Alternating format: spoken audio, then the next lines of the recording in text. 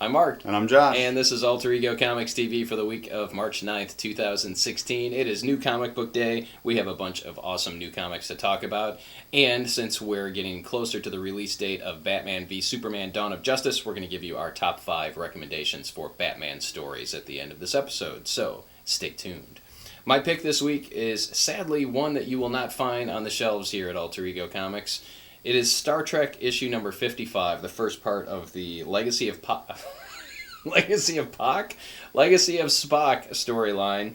4-part story that picks up after the end of the first J.J. Abrams Star Trek movie and focuses on our universe's Spock, Leonard Nimoy Spock, as he tries to settle New Vulcan. And I say sadly we won't have this because no one seems to give a rat's ass about Star Trek at Alter Ego Comics except for me and one other person. So I ordered a copy for me and that one other person, and we don't have one for the shelf. So if you would like to read this and you're local, let us know and we will try to get it in for you. Or you can wait for the trade, which I'm sure will be awesome because this first issue was awesome. Mike Johnson, who's been writing the majority of the Star Trek issues, continues to be just a phenomenal savior to Star Trek fans, especially original series fans. Lots of respect for the original characters. It captures the voices and tone and just everything that you love about Star Trek. Artwork by Tony Chastain, and it is definitely top-notch. As I was reading this, I could hear Leonard Nimoy's voice in my head as I was reading this. You don't always hear that? He wasn't speaking the words in the book, but no. And it's just done so well. I can't wait to see what happens next. And I do need to, I guess, point out for those of you that are Star Trek fans, and I know there's at least one of you outside of the area that watches this, the IDW Star Trek books have been overwhelmingly excellent. There are 55 issues in, and I would say 90 to 95% of those have been above average.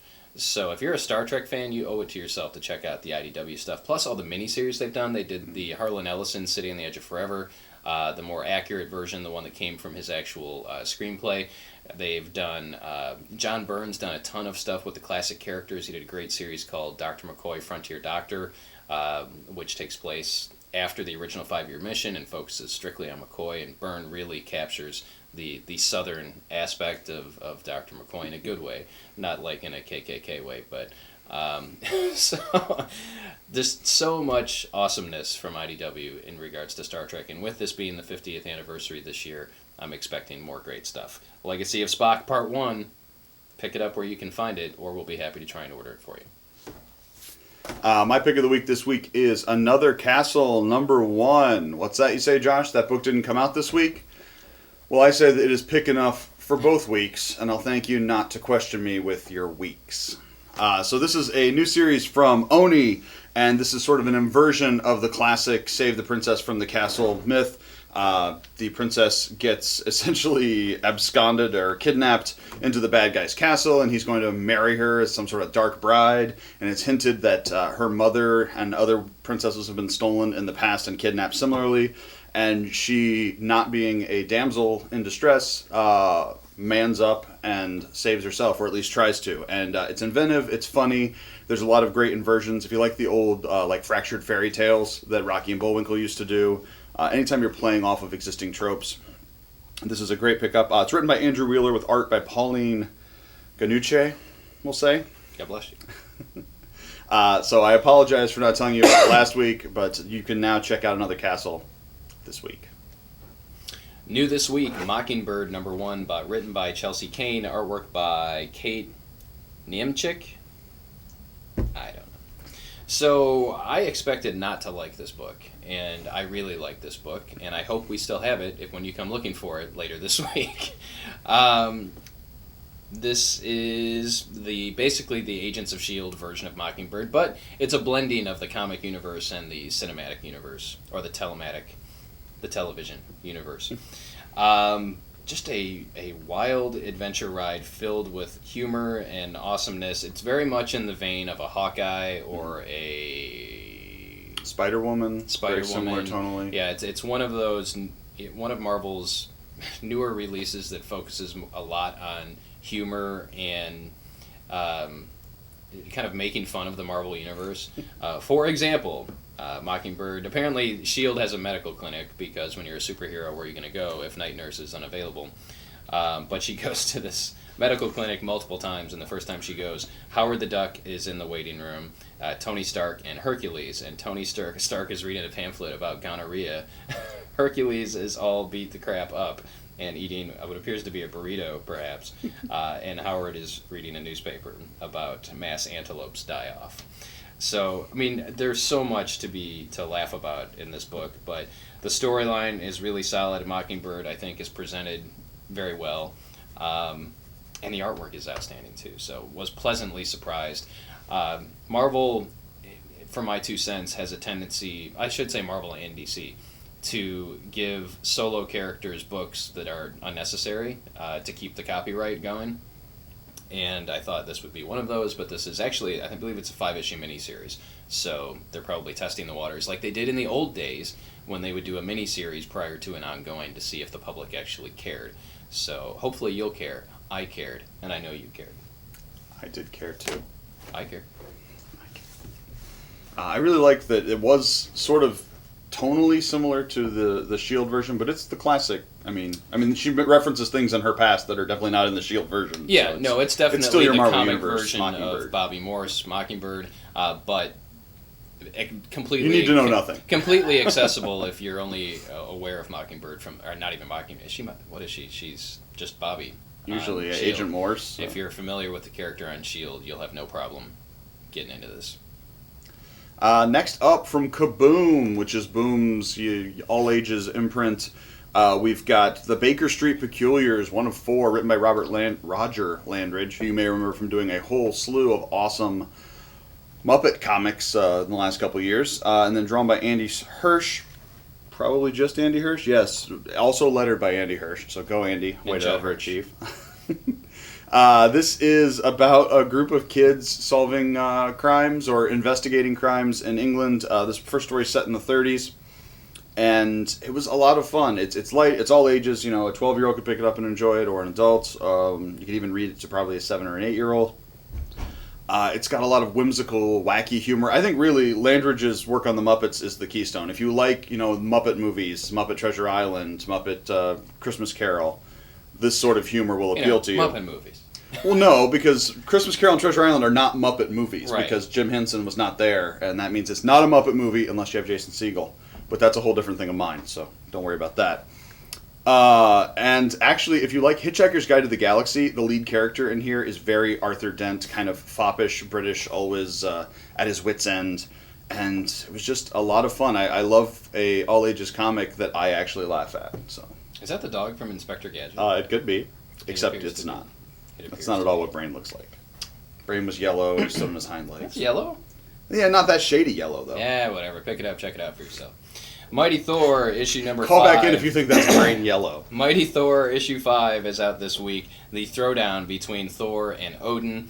And this is the last part of the first story arc in The Mighty Thor by Jason Aaron, artwork by Russell Dauterman, the same creative team, I believe, that was on the previous run of Thor. So lots of stuff happens. There's punching, there's throwing of hammers, there is space, there are battles in space, there's trying to prevent a civil war or get through a civil war on Asgard, there's a marriage, there's a betrayal, there is all kinds of awesome stuff that happens in this, and you should continue reading it. If you're not reading it, why not? It is so, so good. Who knows where we're going next? There's been kind of the status quo changes a little bit by the time we get to the end of the first issue, but Aaron obviously has a massive story to tell.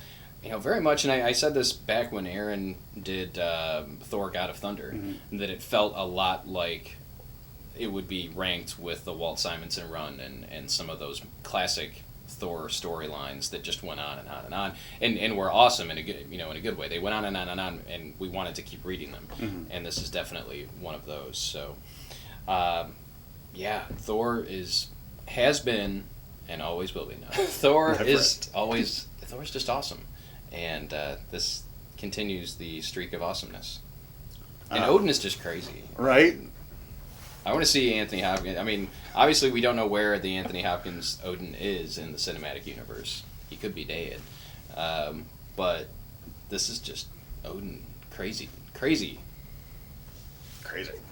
And as an addendum to that, also by Jason Aaron and also inestimably awesome is Doctor Strange number 6 this week, drawn by Chris Bachalo. And this is the start of the last days of magic, which is an incredibly deceptive thing because it's totally not the start. You start at the beginning of the Doctor Strange series and then you get here. But it's also trickling down into the other magic books in the Marvel Universe, Scarlet Witch most heavily.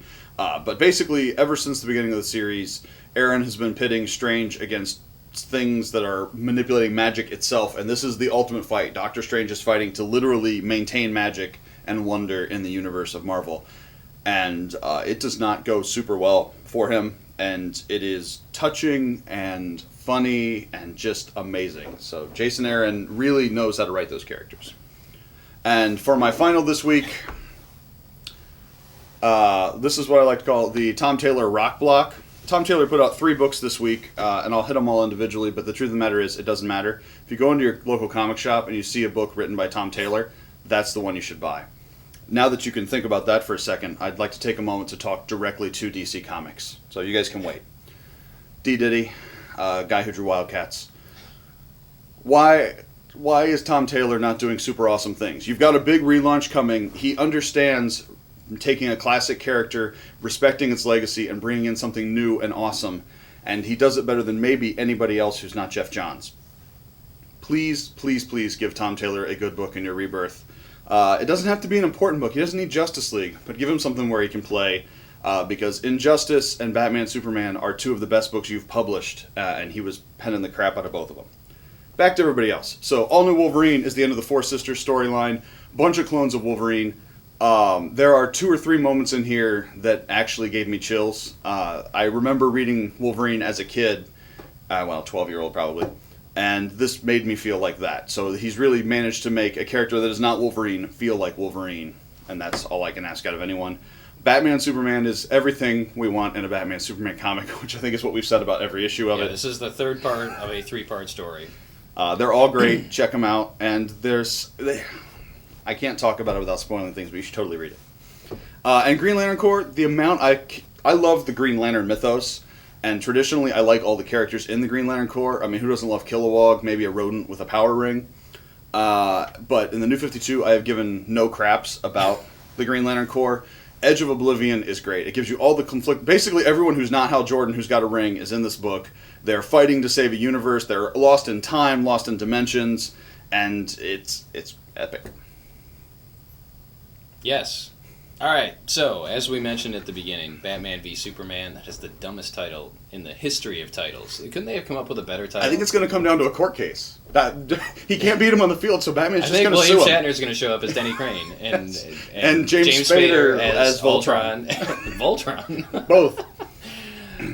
Let's just call it Dawn of Justice, because Batman v Superman makes me want to vomit in my mouth. So, it comes out in a couple weeks, and not many, but a ways back, probably 3 or 4 years ago, we did a top 5 Batman graphic novels, which has been extremely popular on YouTube. I think we're approaching 90,000 views on that video, which is outstanding.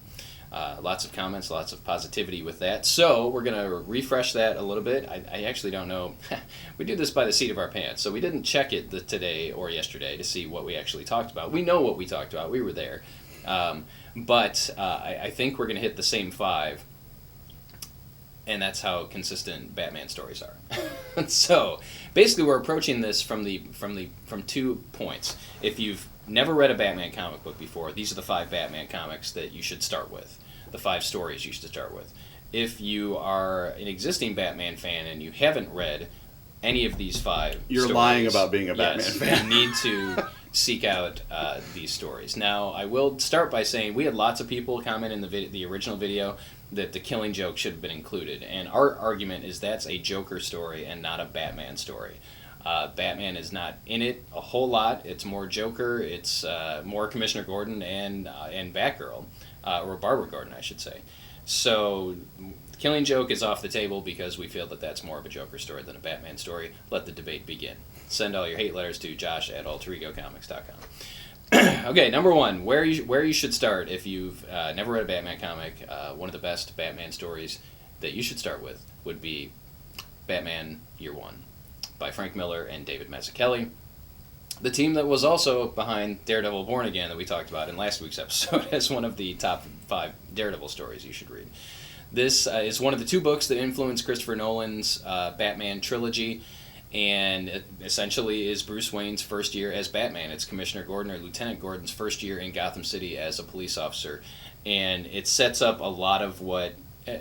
It was published in the mid-'80s, so everybody knew who Batman was, everybody knew who Commissioner Gordon was, but this kind of filled in some blanks in the past, but also allowed things to spring off in a different direction. It's very dark, as most Frank Miller stories are, but it is top-notch and is, for my money, it is the place to start if you're a Batman fan. And if you read that and didn't feel like it was your version of Batman, the place to go is Batman, I was going to say The Killing Joke, The Long Halloween. Which is really just the start of the Loeb and Sale oeuvre, which also includes Dark Victory, Haunted Night, Catwoman When in Rome. But basically, this picks up more or less shortly after the end. It's almost Batman Year 2. Right, it's Year 2. Although there was a Batman Year 2 storyline. Yeah, we don't want to talk about that. Comics. Yeah. And this is the other book that was the inspiration for Christopher Nolan's Bat trilogy, especially The Dark Knight is heavily taken from it. And this is the story of a villain who's committing crimes related to holidays. It's not Calendar Man. I don't want to spoil that for you. Calendar Man. And this follows Batman over the course of a year. It was, what, a 12-issue series? Yep. As he tries, and fails, obviously, until towards the end, maybe, to catch or stop the bad guy to whirl out the crime. But the reason this feels more like the Batman you remember from the TV shows and the other movies is because it features basically every great Batman villain involved in part of the story. There's cool team-ups, and it's just amazingly well-written and passingly well-drawn. All right, to spring forward into the 21st century with Batman stories, although this was published in the late 20th century, if I'm not mistaken. It may have been the early 21st century. Batman Hush by Jeff Loeb and Jim Lee. Story originally was published in the Batman comics. I believe it started with Batman 608 and was 12 issues, and is amazing. Jim Lee drawing Batman, that's your selling point right there. You throw Jeff Loeb in, who also wrote Batman The Long Halloween. And also wrote Daredevil Yellow that we talked about last week. Yes. There's a trend here. Jeff Loeb writes good stuff in the early 2000s. And then he makes TV shows and movies now. So anyway, Batman Hush is another one that introduces a new villain, Hush, that is part of Batman's backstory that we were unaware of. But we also get appearances by pretty much every major Batman villain, lots of Batman allies, including Nightwing and Superman and Huntress and Catwoman and all kinds of people, all amazingly drawn by Jim Lee. Consistently one of our best sellers, and is, for people that are looking for a little more contemporary take on Batman and they're not as much interested in the early years of Batman, this is the place to go. Batman Hush is easily enjoyable over multiple readings over the course of time. Do you want me to do Dark Knight or Either one. Why don't you do Court of the Owls? Because you don't like Dark Knight. Okay. For the newest title on our list by a reasonably wide margin is Batman Court of the Owls by Scott Snyder, which is really just shorthand for Scott Snyder's run on Batman.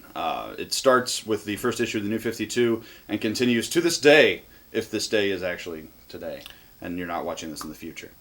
It is a brand new villain that has deep ties to the history of Gotham, but at the end of the day, it's really just Snyder's characterization of Batman. And what I really love about it is Gotham City is a character in this book. The architecture, the way he feels, or the way Batman and Snyder will say, feels about the city, and the way the things happening within it, his loss of control, affect him emotionally, is just great. And it's finally a villain that can match Batman on multiple levels.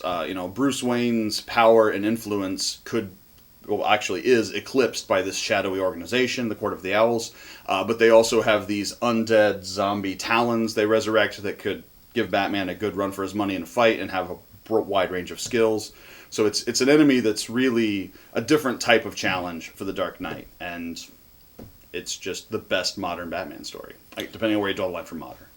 And I don't think we can talk about it without talking about Greg Capullo's artwork as well. This recently, it may have been last week, we were talking about having a consistent writer and artist, a consistent creative team on a book. And Snyder and Capullo have done nearly every issue together. There may have been one or two where Capullo didn't do the artwork. Especially those first couple storylines.